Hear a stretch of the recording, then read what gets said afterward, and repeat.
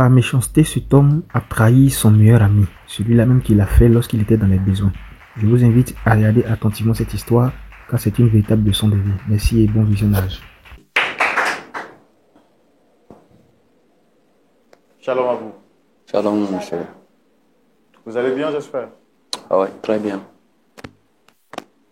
tout cas, moi, je suis très content de vous avoir sur le plateau. Monsieur, madame Corée. D'accord.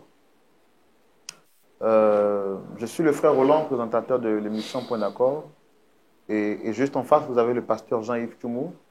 Vous avez été sollicité sur ce plateau pour échanger et discuter avec une personne que vous reconnaîtrez sûrement du visage.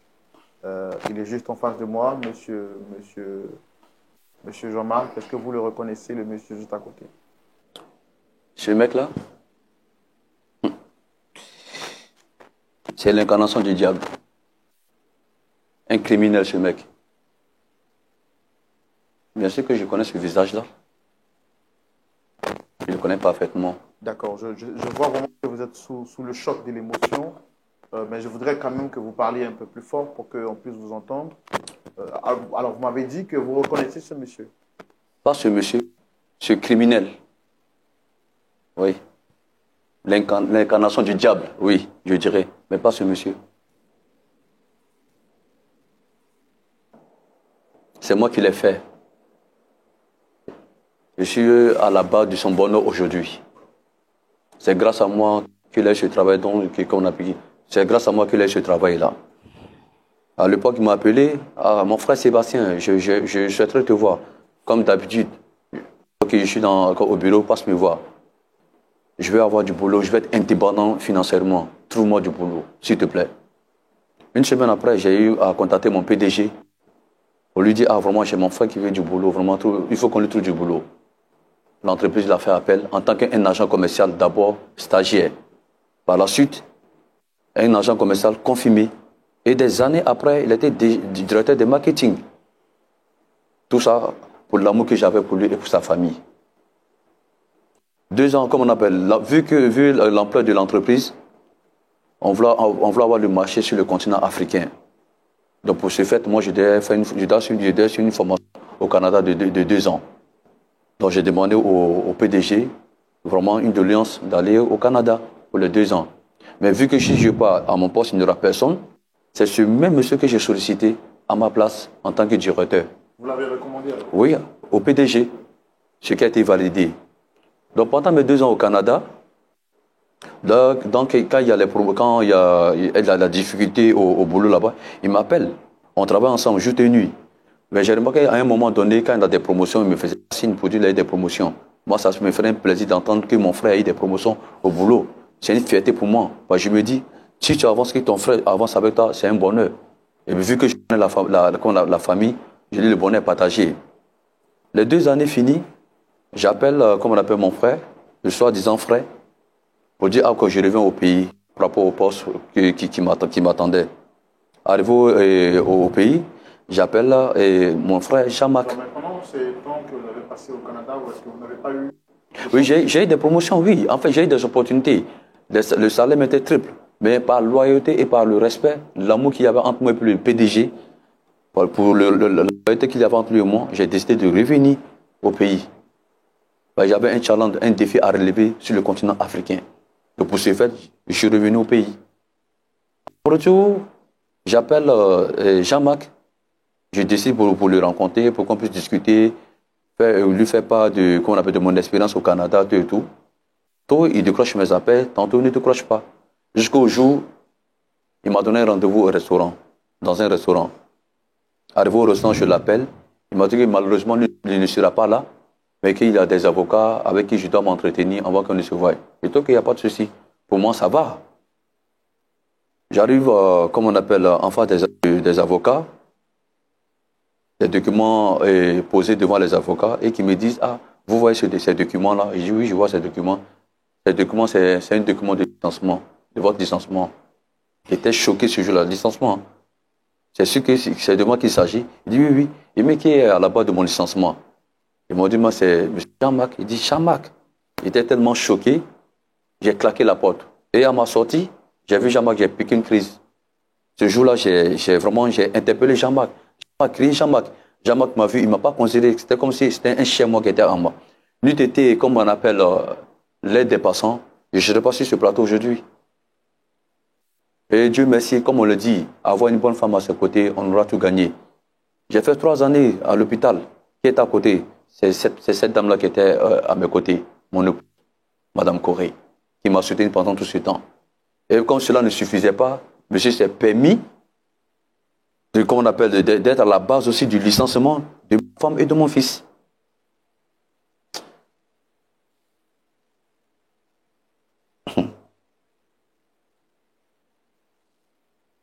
Je n'ai plus d'énergie pour continuer. C'est bon.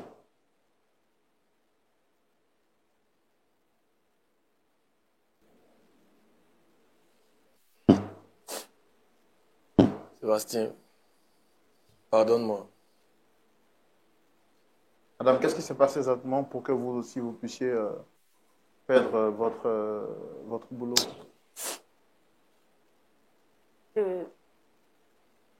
Je travaille dans une société minière. Et tout s'est passé brusquement. Du jour au lendemain, j'ai été licenciée.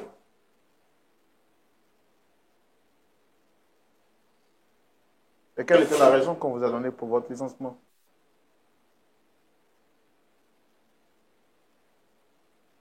Qu'une raison valable. Il a fallu que je mène moi mes enquêtes pour savoir que c'est Jean-Marc qui est assis là. Il m'a fait licencier. Et votre fils aussi a été licencié? Il était dans la même entreprise ou une entreprise différente? De par sa faute. C'est le même gars là, de par sa faute. Votre fils travaillait où? Dans la même entreprise que sa maman. Et là, en tant que stagiaire. Aujourd'hui, tu te permets pour nous demander pardon. On doit accepter ce pardon-là. Jean-Marc, tu es un lâche. Tu es méchant. Tu es sans cœur. Tu me demandes pardon en tant que qui? Et pourquoi? Pourquoi? J'en ai vraiment besoin. Et actuellement, comment est-ce que vous arrivez à... Nous voici. Ruinés. Ruinés jusqu'au bout. On est obligé de commander là, par-ci, par-là, pour avoir de quoi manger. Même les vêtements. Heureusement que nous avons ce terrain. Ce terrain-là, on l'a gardé pour notre fils. Au cas où si nous ne sommes plus là, il va hériter de ce terrain-là. Heureusement pour nous. Et ce terrain, je l'ai acheté de mon propre argent. C'est la seule richesse que vous avez aujourd'hui? La seule. Rien que ça. Rien que ça. Rien. Rien que ça. Rien. Justement, c'est de ce terrain que je voulais vous parler.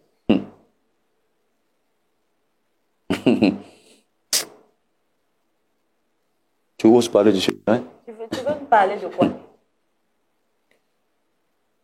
Vous êtes là pour un pardon ou vous êtes là pour un terrain, vous avez dit? Quel est votre souci exactement? C'est quoi le problème? Qu'est-ce que vous voulez exactement en fait? Eh Jean-Marc.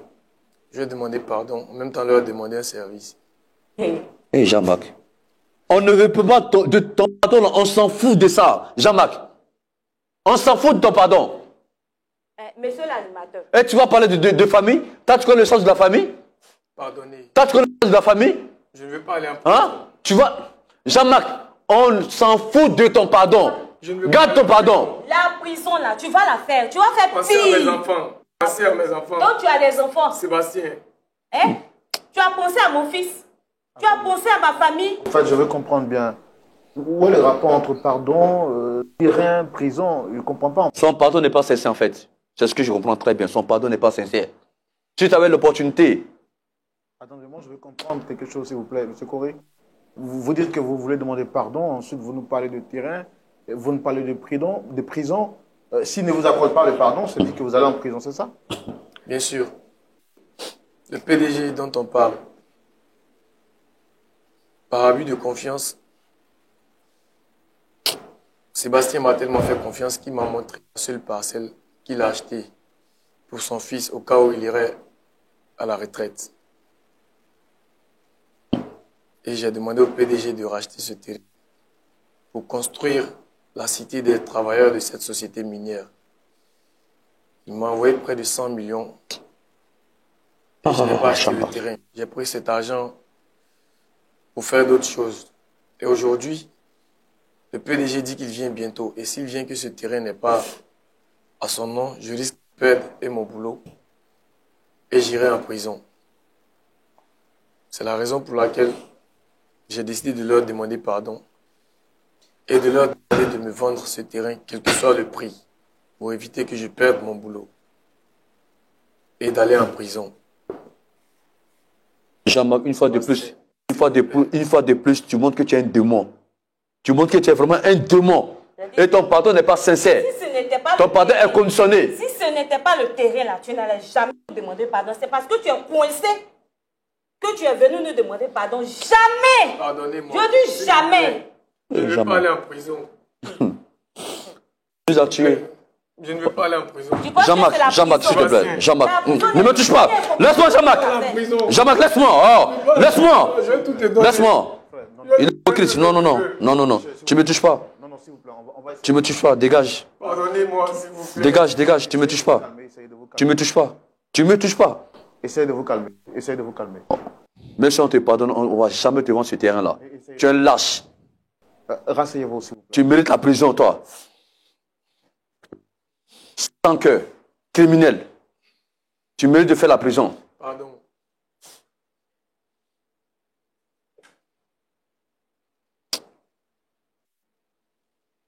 Tu as anéanti toute la famille. Toute la famille.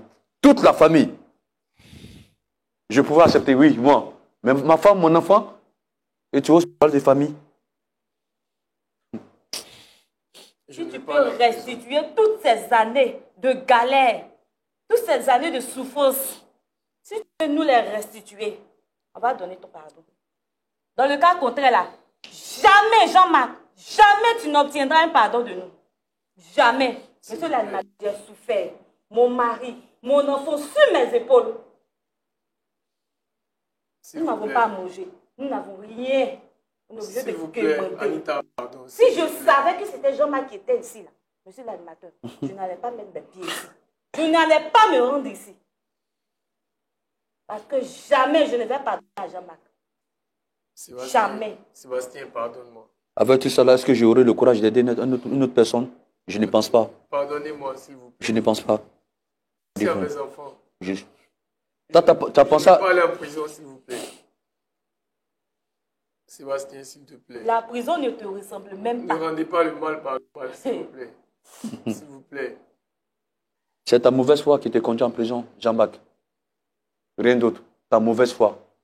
Ta méchanceté qui te conduit en prison. On t'a fait quoi? Qu'est-ce que je t'ai fait? Qu'est-ce que ma femme t'a fait? La sorcellerie. La pure sorcellerie. On t'a fait quoi, Jean-Marc? Ce n'est pas de la jalousie. Ce mot est fort, Anita. Ce mot est fort. Ne dis pas, monsieur l'animateur, qu'il évite de dire mon nom. Qu'il évite de dire mon nom. Qu'il évite de prononcer, il ne serait-ce que mon nom. On ne va jamais accepter ce pardon-là. Sois-en sûr. La douleur, c'est de cette...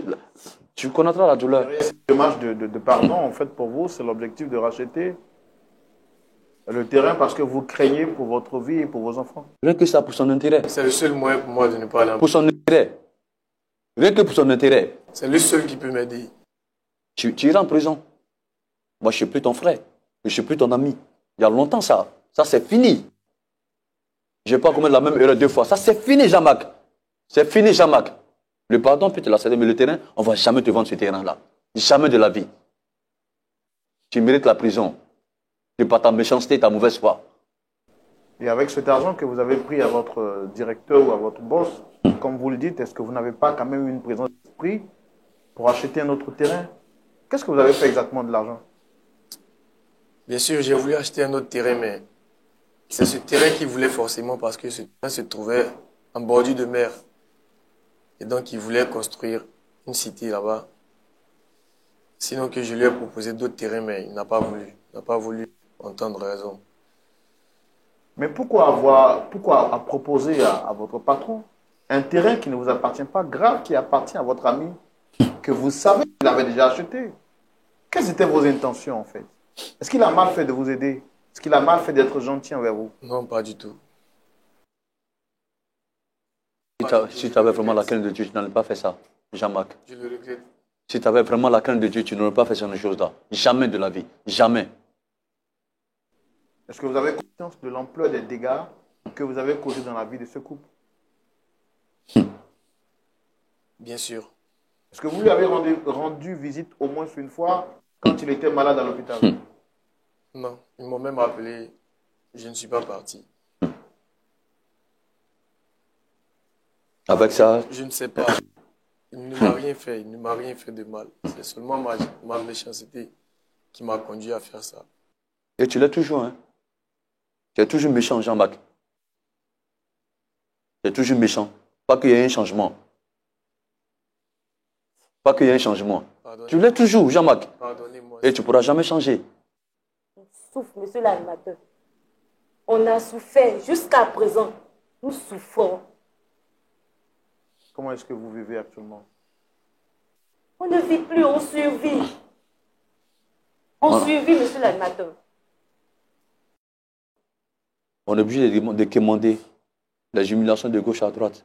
Notre enfant qui ne travaille pas, qui est obligé d'aller, qu'on appelle d'aller à la gare d'Adjamé. Souvent même, il est obligé de faire n'importe quoi pour nous avoir de quoi manger. C'est difficile. On souffre, on a vraiment mal. On a vraiment très mal. Très, très mal. Je vais pardonner. Et tu vas venir t'asseoir. Non, pardon. Et le pardon, à cause de quoi? À cause du terrain qu'on a? Parce que le pardon existe. Jamais. Détrompe-toi. C'est difficile. Bon, j'ai une dernière question à vous poser avant de céder la parole au pasteur Tchoumou. M. Jean-Marc, est-ce que si vous étiez à la place de M. et Mme Corée, est-ce que vous leur auriez accordé votre pardon?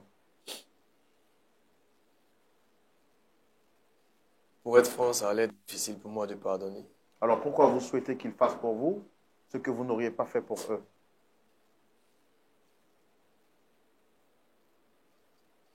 Sébastien est quelqu'un de gentil et moi non. C'est pas toutes ces belles phrases-là qui feront que je vais changer d'avis. Jean-Marc, ça c'est fini. La confiance, ça c'est fini.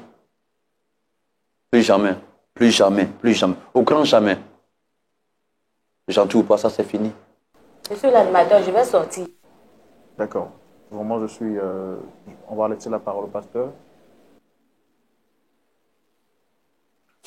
Pasteur Tchoumou, la méchanceté existe dans ce monde. La trahison existe dans ce monde.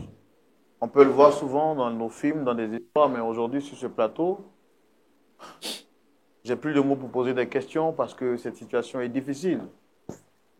Difficile à concevoir et à imaginer. Monsieur Jean-Marc ici présent, qui a reçu tous les bontés de son meilleur ami, qui a fait de lui ce qu'il est devenu, lui a retourné le couteau dans le dos alors qu'il avait le plus besoin de lui. Venu sur ce plateau pour plaider et demander pardon, on s'est dit c'est une nouvelle année, donc on demande pardon à toutes les personnes qu'on a frustrées. On découvre que derrière ce pardon qu'il demande est cachée une autre raison. Et la raison, on la découvre, c'est qu'il a besoin de racheter ce terrain qu'il a promis à son grand patron au risque de se faire envoyer ou mettre en prison car celui-ci a raconté des faussetés à son directeur. Venu sur ce plateau, il plaide à la fois pour avoir le pardon, mais aussi pour qu'on lui donne la possibilité de racheter le terrain qui est l'unique bien qui reste à monsieur et madame Corée après avoir été licenciés abusivement de leur emploi qui faisait aujourd'hui d'une personne ou d'un couple digne. Quel est votre point de vue par rapport à cette question? On va le savoir tout de suite dans la rubrique à la loupe de la parole. Pasteur Tchoumou. Oui. Bon, Roland, moi, j'ai comme l'impression que je ne comprends pas ce qui se passe. Donc, peut-être que Jean-Marc peut m'aider à mieux comprendre. Okay. Jean-Marc, tu travailles toujours? Travail. Comme directeur? Oui, je travaille comme directeur. Donc, tu es toujours dans la société. Oui, D'accord. Tu voulais être directeur, non? C'est pour ça que tu as monté un coup contre Corée. C'est ça? Tu voulais être directeur, non? c'est Corée qui a demandé à ce que que j'assure son Oui, intérim. mais quand il était là-bas, à l'étranger, Oui, c'est là que tu as monté le coup pour que tu puisses maintenir sa place, non? bien C'est à sûr, sa place là que tu es maintenant. bien sûr. Et lui, il n'est plus dans le travail, il ne travaille plus. Oui, il a été licencié. Il a été licencié. Bon, mais c'est bon, non? Ça te plaît? J'en suis pas fier. Non, je n'ai pas demandé si tu étais fier, mais je demande si ça te plaît. Si ça te plaît, parce que comme tu as désiré ça, maintenant il ne travaille plus, tu as à sa place maintenant, tu es satisfait, non? Non. Mais tu n'es pas satisfait. Tu as un salaire, non? Oui, Ça- sur, Bon, sur les biens, je suis satisfait, mais moralement, intérieurement, je suis rongé par ce que j'ai causé. d'accord. Bon, maintenant, Corée, là. Corée, Sébastien qui est là avec sa femme. Ils disent que ils sont obligés de faire la manche, d'aller de ça et là pour demander à manger. Ils n'ont pas à manger. Bon, hein? Et ils ont conservé leur terrain. Toi, tu travailles, tu as travaillé, tu es directeur, hein? Et tu as tout pris. Maintenant, tu veux prendre encore le terrain. Donc, tu veux quoi? Tu veux que Corée, sa femme meure. C'est ça que tu veux? Non. Mais qu'est-ce que tu veux? J'ai promis ce terrain au PDG. Oui. Qu'est-ce que tu veux pour Corée et sa femme? Bon. Quoi? Tu veux plus qu'ils existent. Son choix. C'est pas mon Toi, intérêt. tu as dit que lorsque tu ne travaillais pas et qu'il est venu qu'il travaillait, tu allais le voir et puis il te donnait de l'argent. Le terme que tu as utilisé, tu as dit qu'il te donnait du poisson. Et toi, tu lui as dit que apprends-moi à pêcher, que tu toujours me donner à manger. C'est comme ça qu'il t'a donné un travail dans le lieu où il était. Maintenant que toi-même tu as manigancé et que eux ils ne travaillent plus là, et que toi tu es le directeur, qu'est-ce que tu fais pour dire, pour prouver ta bonne foi, pour dire que tu regrettes, parce que tu dis que tu n'es pas fier, tu regrettes, qu'est-ce que tu fais alors qu'ils n'ont rien à manger? Qu'est-ce que tu fais pour qu'ils puissent manger?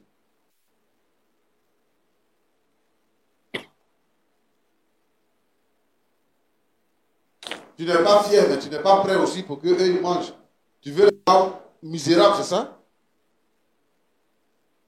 Hein? Et ta femme? Ta femme est où? Ma femme est là. Elle travaille aussi, non? Oui, Elle travaille. elle travaille, oui. Tu travailles, ta femme travaille. Donc il faut chercher il faut prendre l'argent dans la caisse là-bas, tu vas acheter terrain. Hein? C'est toi qui es le directeur général, c'est ça, non? Oui, Donc il faut prendre l'argent là, il y a l'argent là-bas, non? C'est pas l'or, diamant, c'est ça que vous créez, non? C'est ça que vous vendez. oui. C'est le terrain là que le PDG veut, notre patron. Il a vu le terrain, il dit il veut le terrain. Et donc moi, je lui avais déjà promis ce terrain. Et il a même, Et il a même pris l'argent. J'ai pris l'argent Mais avec tu as dit que le terrain était à toi? Non, je lui ai pas dit ça. Mais il est tombé sous le charme du terrain et il m'a dit que si je... Mais le terrain n'est pas à toi, c'est pour quelqu'un d'autre. Et toi, tu dis que comme il veut ça, donc toi, tu vas prendre ça. Faut dire au PDG que tu n'as pas eu de terrain. Pasteur, je vous explique en fait, Oui. il a déjà dit au directeur que lui, il pouvait permettre au directeur d'avoir ce terrain. Et donc, c'est sur cette base de confiance que le directeur lui a remis l'argent pour acheter le terrain. Et il a fait croire au directeur que le terrain a été acheté. En lui emmenant les photos du terrain qui n'est pas à lui, qui est à son meilleur ami. Donc, tu demandes pardon là. Tu demandes pardon à cause du terrain, quoi. Sinon, ce n'est pas à cause du fait qu'ils sont en souffrance et que tu es la cause. Tu demandes pardon pour obtenir le terrain, c'est ça? C'est les deux, pasteur. Non, ça ne peut pas être les deux. Choisis un, tu laisses l'autre. C'est-à-dire qu'en fait, tu es venu sur le plateau parce que tu veux qu'il te donne le terrain pour le vendre ou bien pour le donner parce qu'il a déjà pris 100 millions. pour donner à ton patron, c'est tout. Bon, si maintenant on parle avec eux et qu'ils te donnent le terrain, qu'est-ce que tu leur donnes en échange? Tout ce qu'ils veulent. Toi, tu peux tout faire. Hein? Je ne veux pas aller en prison. D'accord. Donc, si tu ne veux pas aller en prison, il faut dire tout ce que tu as fait à sa femme et à lui-même. Quand il était au Canada, tout ce que tu as raconté, tous les mots que tu as montré, il faut dire ça au directeur général. Il faut lui dire ça. Et puis maintenant, ta place à ton poste, tu vas quitter là, lui va revenir à ta place. Là, tu vas aller en prison. Aussi simple que ça. Hein? Tu es d'accord, non?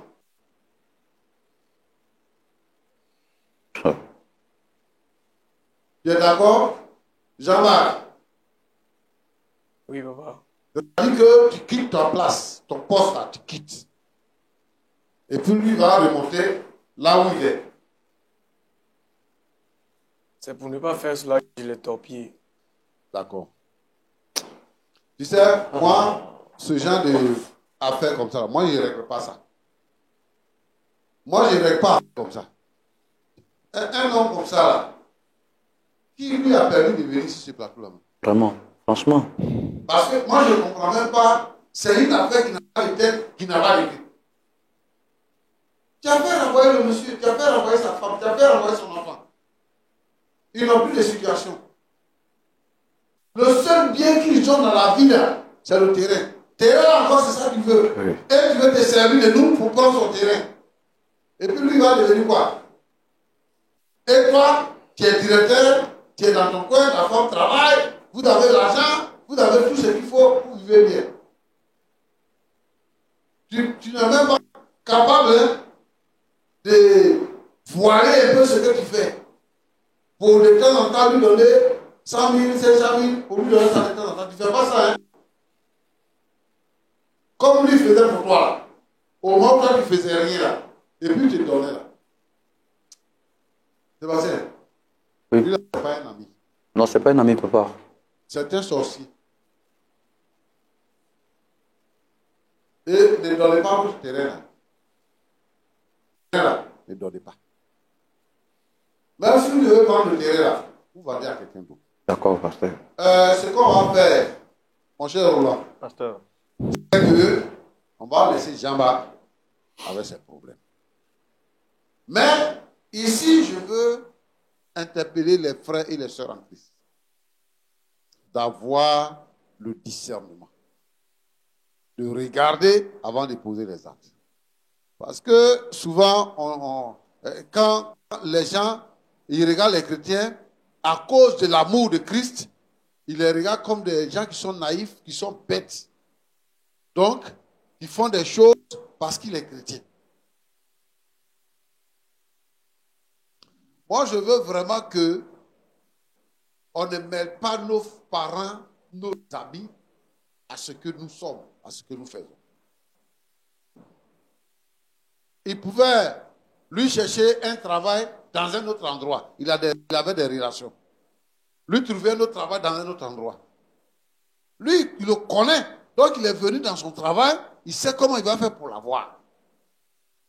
Si, mon frère, ma soeur, si tu es là, et que tu as un bon travail, si quelqu'un a besoin de travail, il faut chercher un autre endroit. Si tu as la possibilité de lui donner un travail, il ne faut pas le prendre là où toi tu es. Parce qu'on ne connaît pas les intentions des gens. Et puis, il ne faut pas montrer tes projets à quelqu'un d'autre. Si tu as des projets, si toi tu n'as pas dit que tu as terrain, si tu ne lui as pas montré ton terrain là, il ne va pas faire encore des coups pour venir vers toi. Si vous avez des projets, les projets là c'est pour vous et pour votre famille. Il faut que vous preniez les projets, vous les mettez devant le Seigneur, que vous réalisez vos projets en silence. Et puis, nous, on n'a pas d'amis. Les histoires d'amis, c'est mon ami là. Je ne veux pas que les chrétiens entrent dedans. On a des frères et des sœurs en Christ. On manifeste l'amour de Dieu envers les frères et les sœurs en Christ. Mais il faut avoir des limites dans ce qu'on fait. C'est les limites que vous n'avez pas eues. Pourquoi vous avez fait l'école ensemble? Et puis, toi, tu es parti, tu es venu, tu travailles, puis lui, il ne travaille pas. C'est à cause de sa méchanceté-là. Parce que si Dieu a courbé quelqu'un, et puis tu dis que c'est toi qui es intelligent, tu vas le redresser là, ton dos va se casser. Et c'est ce qui est arrivé. Comme lui là, il est méchant, et que la malédiction pèse sur lui là, c'est la malédiction là qui le poursuit. Donc Jean-Marc, nous on ne peut pas régler ton problème. Ce genre de problème, nous on ne règle pas. Moi j'ai pensé, comme Roland le disait, que vraiment tu regrettais un fait. Nous on est ici pour réconcilier les gens. Mais pour venir enfoncer quelqu'un encore, qui souffre déjà, pour venir l'enfoncer encore, tu dois penser à ma femme, penser à mes enfants, sinon je vais aller en prison. Il faut aller en prison. Prison là, c'est pas fait pour les chiens, c'est fait pour les hommes. Tu vas aller là-bas. Donc, mon cher Roland, Pasteur, je voudrais interpeller tous les frères et sœurs à être vigilants. À être vigilants. Il faut que l'homme et sa femme s'entendent dans la maison. S'ils ont des projets, que ce soit pour eux-mêmes. Et qu'ils s'entendent pour ne pas permettre aux mauvaises gens d'entrer dans leur vie. Que Dieu vous bénisse. vraiment, merci beaucoup, pasteur Jean-Yves Tchoumou. À la fin de ce que vous dites, moi, je suis parfaitement d'accord. Et j'ai envie de poser la question à Madame Corée.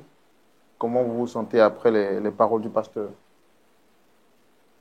Vraiment, je me sens bien. Je me sens soulagée.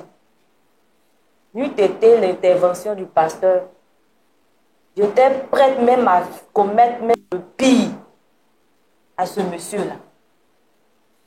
Mais je ne suis personne pour le juger. Le pasteur a parlé.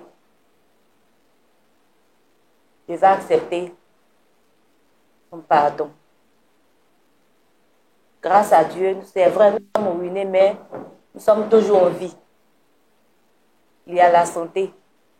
Je pense que le reste viendra après. Mais pour le moment, je suis soulagée et je remercie le pasteur.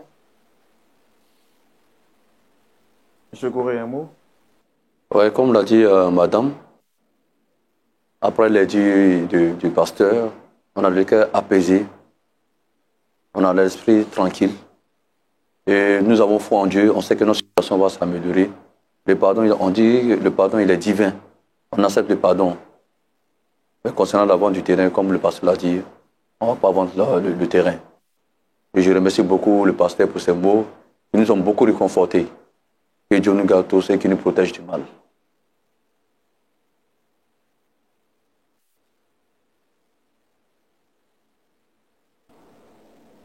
Est-ce que vous êtes d'accord que votre démarche, M. Jean-Marc, n'est pas une démarche sincère et pure en tant qu'un fils de Dieu? Je suis d'accord.